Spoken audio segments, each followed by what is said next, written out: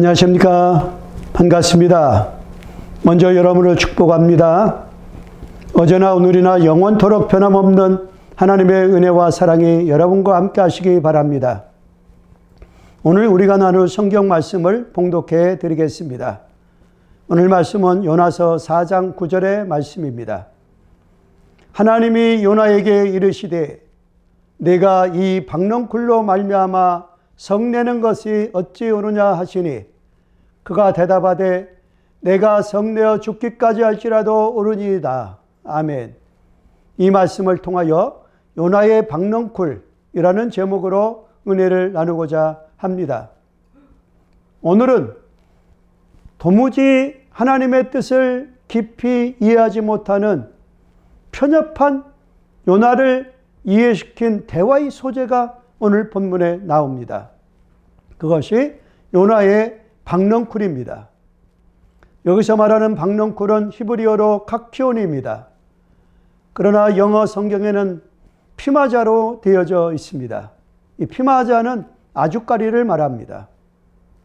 박넝쿨은 무언가 기어오르면서 자라는 특성이 강하고 넓은 잎을 가지고 있습니다. 좋은 환경을 만나면 하루에 30cm 정도도 빠르게 성장을 합니다. 뿌리 부분을 벌레 등이 파먹을 경우에는 쉽게 시들어 죽는 특성을 가진 식물입니다. 오늘 본문의 6절에 하나님 여호와께서 박넝쿨을 예비하사 요나를 가리게 하셨습니다. 이것이 요나가 초막에 앉아 있을 때 아무 수고도 하지 아니하고 공짜로 여호와께서 요나에게 주신 은혜입니다.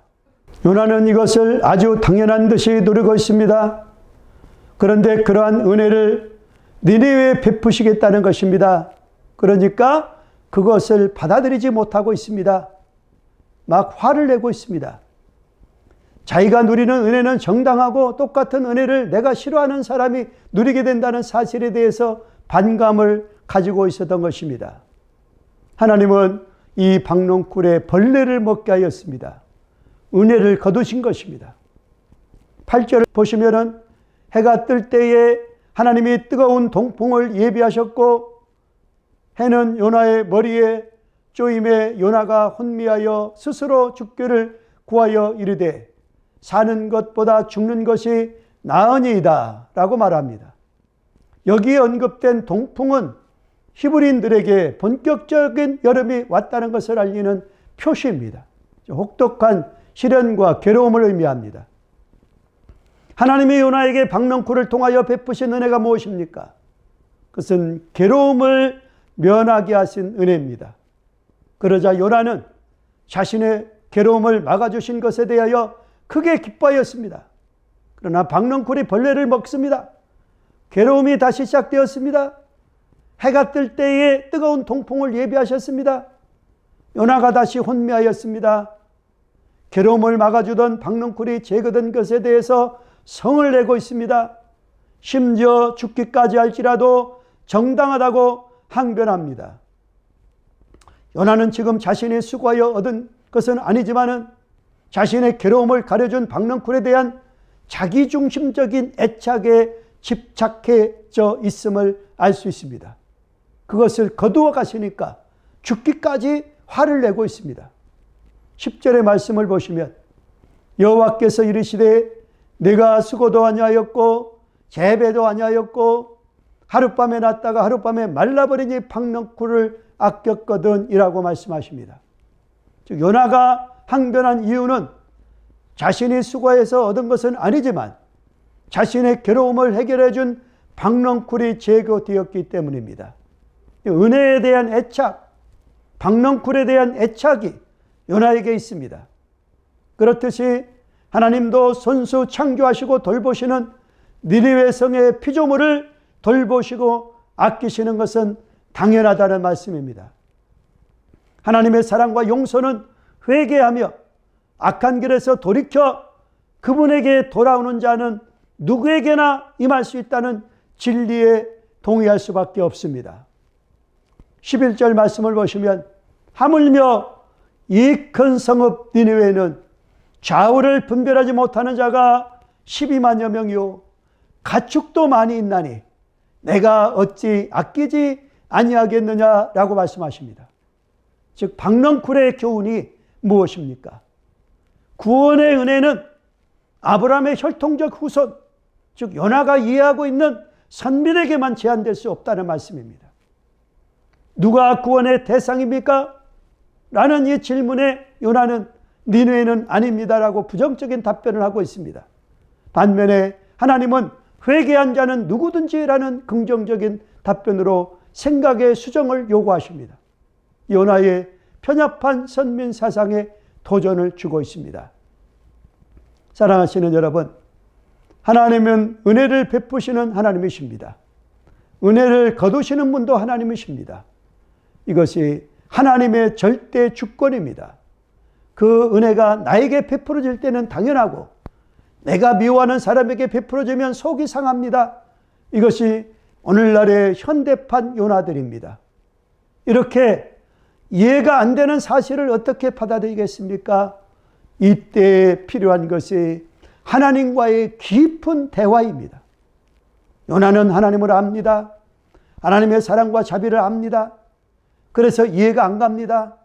하지만 하나님은 요나도 사랑하시고 이스라엘 백성도 사랑하시고 하나님을 모른 채 살아가는 이방 민족까지도 사랑하신다며 요나를 설복하십니다. 결국 요나서의 아름다운 피날레는 하나님과의 깊은 대화에서 묻어납니다. 하나님의 사랑은 노하기를 더디하시며 자비하시고 오래 참으시는 사랑의 모습입니다. 이 사랑은 정죄와 심판이 아닙니다. 기다림이며 용서이기 때문입니다. 베드로후서 3장 9절 말씀, 주의 약속은 어떤 이들의 더디다고 생각하는 것 같이 더딘 것이 아니라 오직 주께서는 너희를 대하여 오래 참으사 아무도 멸망하지 아니하고 다 회개하기에 이르기를 원하시느니라 라고 말씀하십니다. 그래서 예수님께서 이 땅에 오신 목적도 심판하시고 죄인들을 처벌하기 위해서가 아닙니다. 구원하기 위해서입니다. 자기를 사랑하는 사람만을 사랑하는 이기적이고 조건적인 사랑이 아닙니다.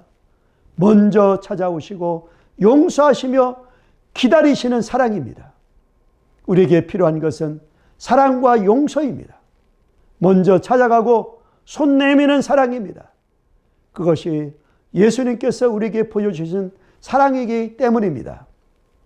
사랑하시는 여러분, 하나님이 하시는 일이 이해가 가지 않습니까? 하나님과 밤새워 대화를 나누어 보시기 바랍니다. 하나님의 사랑이 얼마나 큰지, 하나님의 계획이 얼마나 놀라우신지를 알게 될 것입니다. 내 말을 들을 수 있는 하나님이 계시다는 사실이 얼마나 좋은지 모르겠습니다.